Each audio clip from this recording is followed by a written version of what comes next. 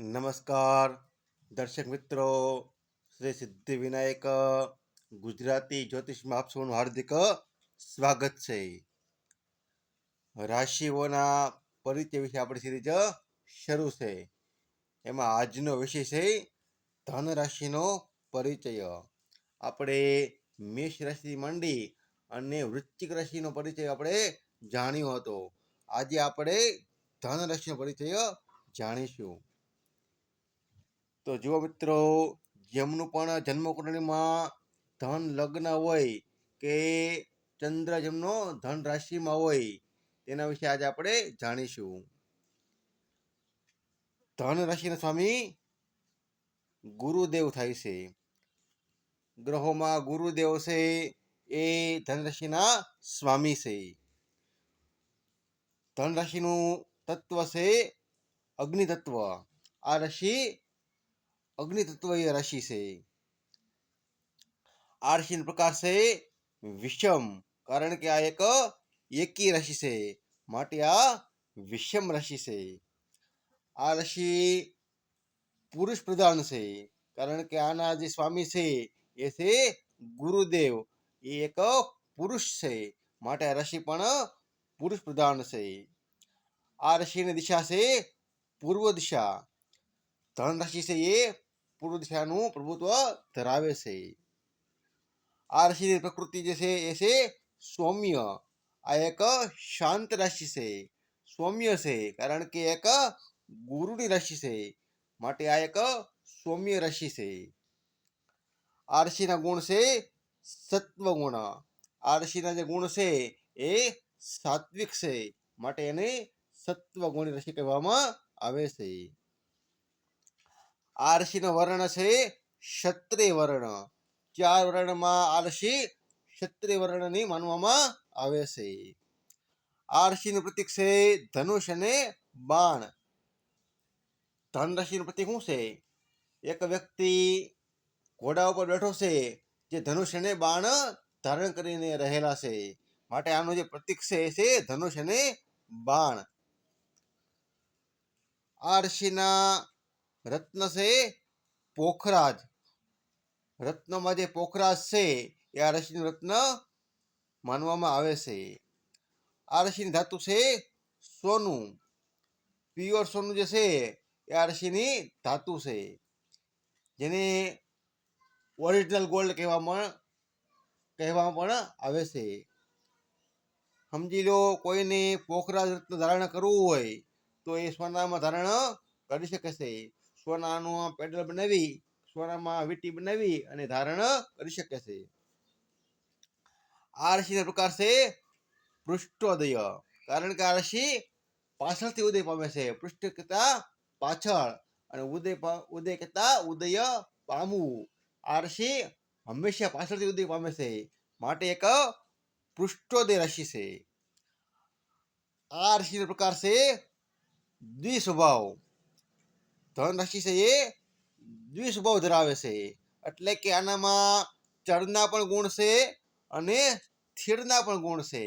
બંને ગુણ હોવાથી આને દ્વિસ્વભાવ રાશિ કહેવામાં આવે છે. આ રાશિ બળ મેળવે છે લગ્ન અને દશમ ભાવમાં.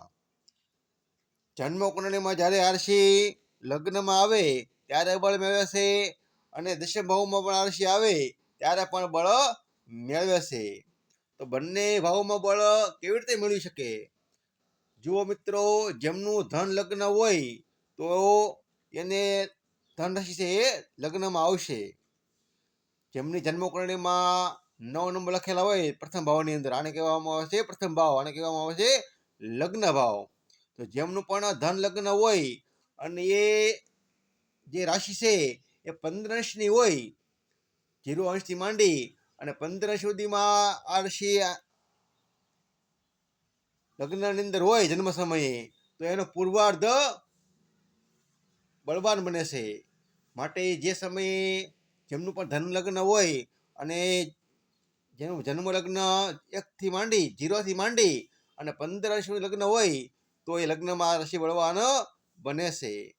અને 15 અંશથી ઉપરનું કોઈ લગ્ન હોય તો જેનું મીન લગ્ન 15 ઉપર હોય તો ધન રાશિ દશમ ભાવમાં આવશે. કારણ કે લગ્નમાં જેનું મીન લગ્ન આવે ને એ દશમ ભાવમાં ધન રાશિ આવે છે. જુઓ મિત્રો, આ મીન, મેષ, વૃષભ, મિથુન, કર્ક, સિંહ, કન્યા, તુલા, વૃશ્ચિક અને ધન. જ્યારે મીન રાશિનું લગ્ન હોય 15 ઉપરનું ત્યારે ધન રાશિ દશમ ભાવમાં આવે છે. રાશિનું જે લગ્ન છે એ માનો સમજી લો 16 વર્ષથી માંડી અને 30 વર્ષ સુધીનું છે તો રાશિ પણ જે લગ્નના અંશ છે એ દશમ ભાવના અંશ હોવાના છે. તો 16 વર્ષનું લગ્ન કોઈનું હોય તો એના જન્મ કુંડળીમાં દશમ ભાવમાં ધન રાશિ આવે છે તો એ દશમ ભાવમાં એ બળ મેળવે છે. માટે આ રાશિ છે એ લગ્નમાં પણ બળ મેળવે છે અને દશમ ભાવમાં પણ બળ મેળવે છે. ધન રાશિ 0 વર્ષથી માંડી અને 15 લગ્નમાં હોય રાશિ હોય ત્યારે લગ્નમાં બળ મેળવે છે. અને મીન રાશિ લગ્નમાં 16 વર્ષથી માંડી અને 30 વર્ષ સુધીનો હોય તો એ જ્યારે ધન રાશિ દશમ ભાવમાં આવે ત્યારે બળ મેળવે છે. આવી રીતે આ રાશિ બળ મેળવે છે લગ્નમાં અને દશમ ભાવમાં. આ રાશિનો નંબર છે 9 નંબર. અહીંયા પર 9 નંબર લખવામાં આવ્યા છે.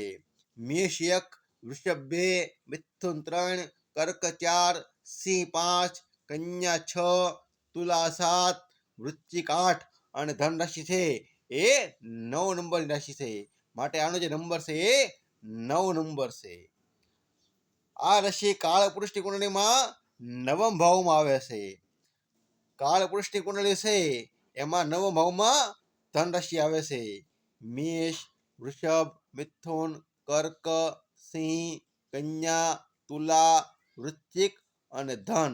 આ નવમ ભાવમાં કાળ પુરુષની કુંડળીમાં ધન રાશિ આવે છે. આ રાશિ શરીરમાં શું ભાગ દેખાડે છે તો કે સાથળનો જે ભાગ છે, આપણે શરીરમાં જે સાથળનો ભાગ છે એની ઉપર રાશિનું પ્રભુત્વ છે, એની ઉપર આનું આધિપત્ય છે.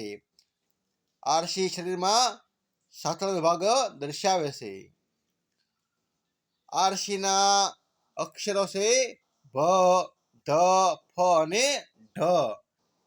જન્મ સમયે જ્યારે ચંદ્રદેવ ધન રાશિમાં બેઠેલા હોય ત્યારે ભ, ધ, ફ અને ઢ આ 4 અક્ષરો પરથી નામ પાડી શકાય છે. આ રાશિના મિત્રો ગ્રહો છે સૂર્ય, ચંદ્ર, મંગળ, શનિ અને કેતુ. આ એના મિત્ર ગ્રહો છે.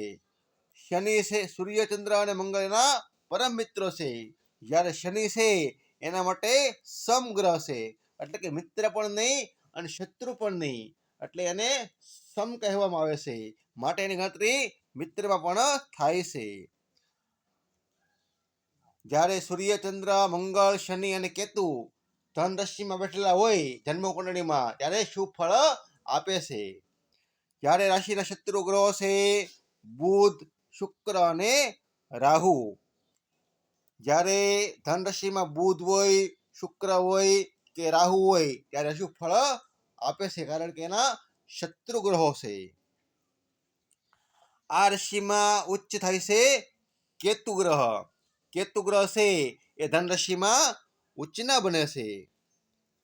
જ્યારે આ રાશિમાં નીચ બને છે રાહુદેવ. રાહુ છે એ ધન રાશિમાં નીચના બને છે અને કેતુ છે એ ઉચ્ચના બને છે. કારણ કેતુ છે એક આધ્યાત્મિક ગ્રહ છે અને ધન રાશિ છે એ એક ધર્મની રાશિ છે. અધ્યાત્મની શરૂઆત હંમેશા ધર્મથી થાય છે. માટે આ રાશિમાં કેતુ દેવ ઉચ્ચના બને છે અને રાહુ છે એ અધર્મનું પ્રતીક છે. માટે આ રાશિમાં તે નીચના બને છે. આ રાશિ ત્રિકોણ બતાવે છે, ધર્મ ત્રિકોણ. જો મિત્રો જન્મ કુંડળીમાં 1, 5 અને 9 આ 3 ભાવને ધર્મ ત્રિકોણ કહેવામાં આવે છે. માટે આ રાશિ નવમ ભાવની અંદર આવે છે. માટે આ રાશિ ધર્મ ત્રિકોણ છે. આ ધર્મ ત્રિકોણનું પરમ શિખર છે. આ ધર્મ ત્રિકોણ રાશિ છે પ્રથમ ભાવમાં જે રાશિ આવે એ પણ ધર્મ ત્રિકોણ છે. મેષ, સિંહ અને ધન આ 3 રાશિ છે એ ધર્મ ત્રિકોણમાં આવે છે. પરંતુ જે ધન રાશિ છે એ પરમ શિખર માનવામાં આવે છે. ધર્મ ત્રિકોણનું જે પરમ શિખર છે એ ધન રાશિ છે. માટે આ રાશિ ત્રિકોણ આવે છે ધર્મ ત્રિકોણ. આ રાશિના નક્ષત્રો છે મૂળ, પૂર્વાષાઢા અને ઉત્તરાષાઢા. આ 3 નક્ષત્રો આની અંદર સમાય છે. મૂળના 4 ચરણ, પૂર્વાષાઢાના 4 ચરણ અને ઉત્તરાષાઢાનું 1 ચરણ. આવી રીતે 9 ચરણ ધન રાશિની અંદર સમાય છે. જન્મ કુંડળીમાં ધન રાશિનું ખૂબ જ મહત્વ રહેલું છે. કારણ કે આ રાશિ એક ધર્મની રાશિ છે. આ રાશિ કાળપુરુષની કુંડળીમાં આવે છે 9મા ભાવમાં. તો 9મો ભાવ છે એ ધર્મનો ભાવ છે. 9મો ભાવ છે એ ભાગ્ય ભાવ છે. આ રાશિ શું દર્શાવે છે?